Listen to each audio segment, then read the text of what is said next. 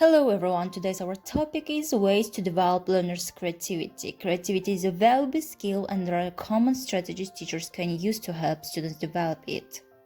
Creativity is the most difficult thinking skill to acquire and also the most sought after. We value it in our music, entertainment, technology, and the other aspects of our existence. We appreciate and learn for it because it enriches our understanding and it can make life easier. Creativity always starts with imagination, and the history shows that many things we imagine are later actually created. For example, John Roddenberry imagined the Star Trek flip communicators in 1966 and Motorola produced them in 1996. When Benjamin Bloom identified what he called the taxonomy of the cognitive domain, he ranked synthesis creativity as one of the most difficult skills to master because a person has to use all of the other cognitive skills in the creative process. Since according to Bloom, creating is the highest order of thinking, it should be in the forefront of all learning environments and the end goal. When students create what they imagine, they are in the driver's seat. Creativity in the classroom. When designing learning experiences, teachers can plan and frame curriculum and provide tools that give students options, voice, and choice in order to enable them to be creative. In my work in schools, I found 4 things that successful teachers do to develop creativity in their students. And the first one is set up learning activities that allow students to explore their creativity in relevant, interesting, and worthwhile ways. Classroom example. First grade students are presented with a sample of rocks. They are to devise tests to determine what kind of rocks they have based on the definitions they've studied.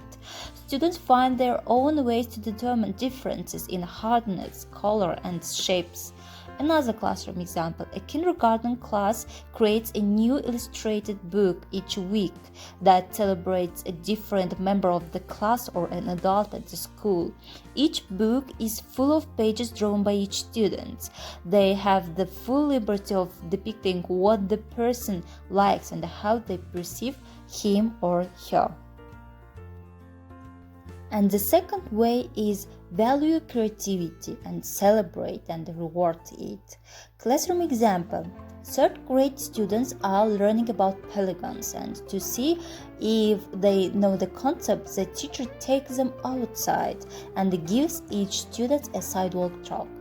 Each student is given the task of drawing several examples of polygons on the driveway. Once the students have accomplished this, the teacher tells the students to transform those shapes into something they love. The students want to show everyone their geometric-based kittens, robots, and dragons, and then have an opportunity to explain to the whole class why they like them.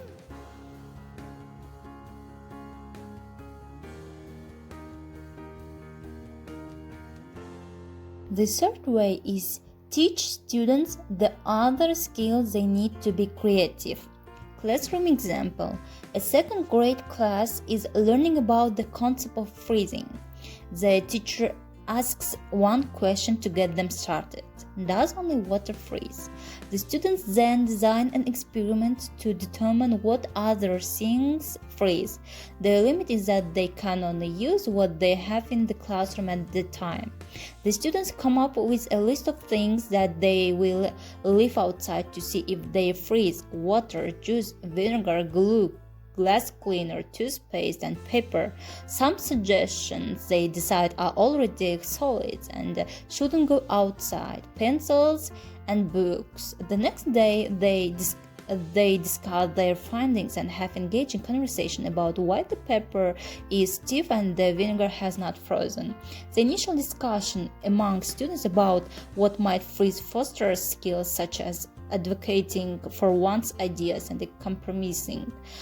The follow-up discussion encouraged deductive reasoning and active listening. The last way is remove constraints for creativity and give the students space and a framework in which they can be creative. Classroom example. A 6th grade class produces Halloween costume plays. In order to wear costumes to school, the students have to write a play that incorporates each of their characters into a plot and then present the play. For instance, they have to come up with how a giant soda can and superhero Wonder Woman will interact. The students love the challenge.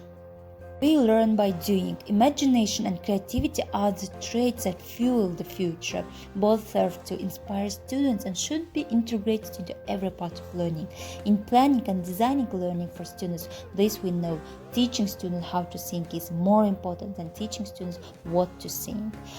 Okay, I hope that this presentation was so informative and useful for you. Thank you for your attention. Goodbye.